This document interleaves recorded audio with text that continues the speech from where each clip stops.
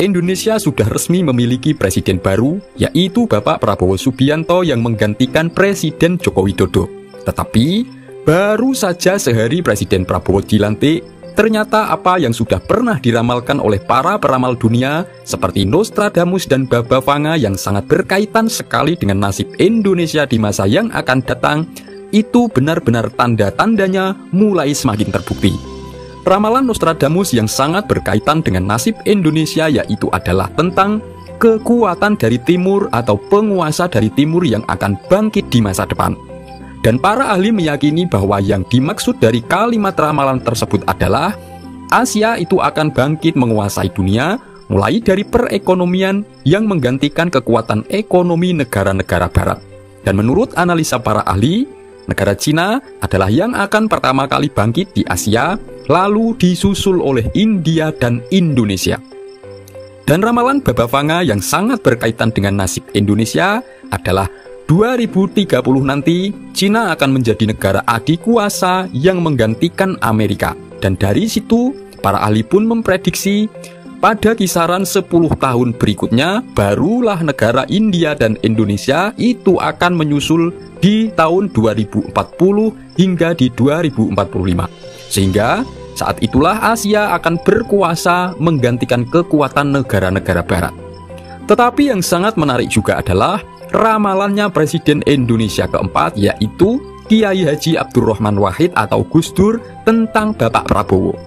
Selain ramalan Gus Dur tentang Bapak Prabowo yang akan menjadi Presiden Indonesia di usia tuanya yang benar-benar sudah terbukti dan membuat para pemimpin negara-negara di dunia merasa sangat heran dengan kehebatan ramalan Gus Dur tersebut, ada satu ramalan Gus Dur yang itu sangat berkaitan dengan kepemimpinan Bapak Prabowo di saat menjabat sebagai Presiden Indonesia, yaitu tentang apa yang pernah disampaikan oleh Gus Dur secara langsung di sebuah acara di salah satu stasiun televisi bahwa Pak Prabowo itu adalah sosok yang paling ikhlas berjuang demi Indonesia.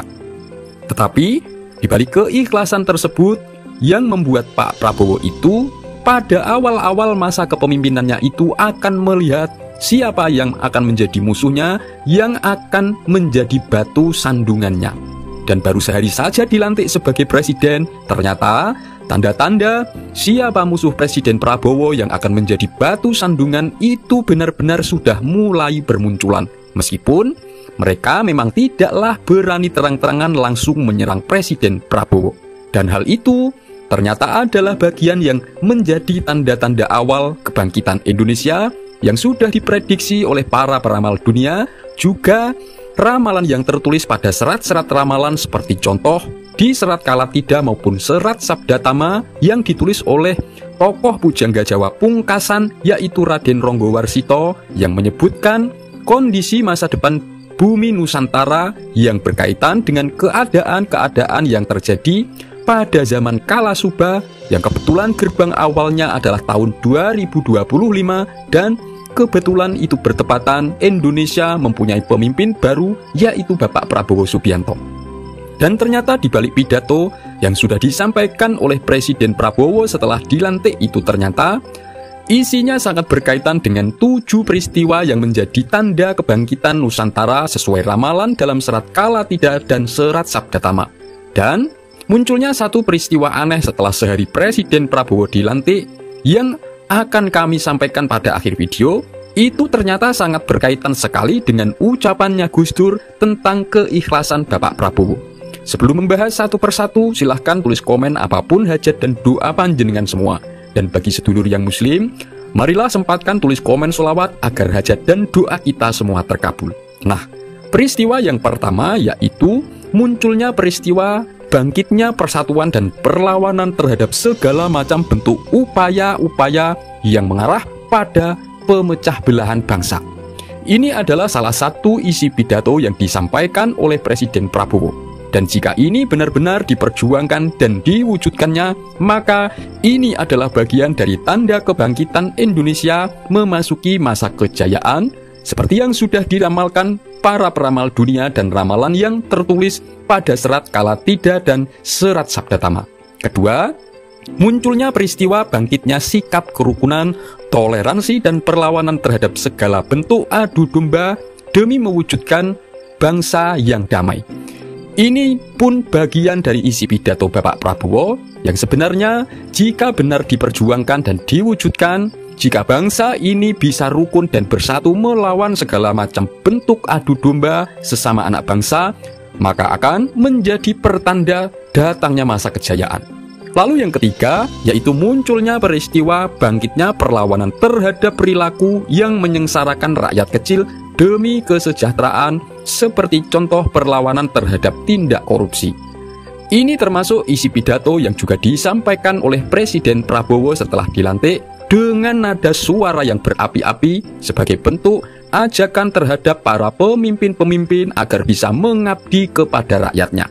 Bukanlah mengabdi demi kepentingan pribadi, demi kerabat, demi golongan, bahkan juga hanya demi pimpinannya. Dan munculnya pemimpin yang benar-benar bisa menunjukkan hal itu adalah juga bagian dari terbuktinya prediksi para peramal dunia dan ramalan Serat Kalatida dan Serat Sabda Tama tentang tanda Indonesia sudah memasuki gerbang kejayaan. Lalu yang keempat, yaitu munculnya peristiwa bangkitnya perlawanan terhadap kondisi budaya asing yang berusaha selalu ingin membajak budaya dan ideologi bangsa, yang selama ini sudah selalu berusaha membelokkan sejarah, yang selama ini pun diam-diam sudah menggeser dan menghilangkan budaya asli Nusantara, entah itu dengan menggunakan kendaraan agama dan lain-lain. Dan tanda ini pun sudah terjadi. Salah satunya adalah sikap politik Bapak Prabowo yang tidak mau menggunakan politik agama dan gaya politik yang tidak sesuai dengan budaya Indonesia, yaitu politik yang selalu menggunakan caci maki, hujatan, dan menjelek-jelekkan lawan. Yang kelima, yaitu munculnya peristiwa bangkitnya kemandirian dalam bidang pangan atau bidang pertanian. Ini adalah salah satu isi pidato Bapak Prabowo yang juga ingin diwujudkan dan harus diperjuangkan demi mensejahterakan rakyat Indonesia. Dan sebenarnya itu juga bagian dari pertanda awal masa kejayaan bumi Nusantara. Lalu yang keenam, munculnya peristiwa bangkitnya kemandirian dalam bidang pengelolaan sumber daya alam dan teknologi. Ini adalah tekad yang sudah disampaikan oleh Bapak Prabowo yang fondasinya sebenarnya sudah dibangun dan disiapkan pada era Presiden Jokowi. Meskipun hal itu harus melewati perjuangan berat melawan kebijakan-kebijakan maupun ancaman-ancaman dari negara asing yang merugikan Indonesia. Lalu yang ketujuh, yaitu munculnya tokoh-tokoh yang bersukaria setelah Bapak Jokowi lengser atau tidak lagi menjabat. Bahkan, mereka sampai-sampai menggelar syukuran Indonesia tanpa Jokowi. Ini adalah tokoh yang baru saja sehari Presiden Prabowo dilantik, mereka sudah membuat ulah. Dan tokoh tersebutlah yang selama ini selalu memusuhi Jokowi, dan sebenarnya tokoh tersebut juga mereka diam-diam pernah berbuat jahat kepada Presiden Gus Dur. Dan mereka adalah tokoh-tokoh yang gerombolannya akan selalu berpura-pura baik terhadap Presiden Prabowo, tetapi akan menjadi musuh yang menjadi batu sandungan kepemimpinannya Presiden Prabowo. Semoga ini bermanfaat. Wassalamualaikum warahmatullahi wabarakatuh.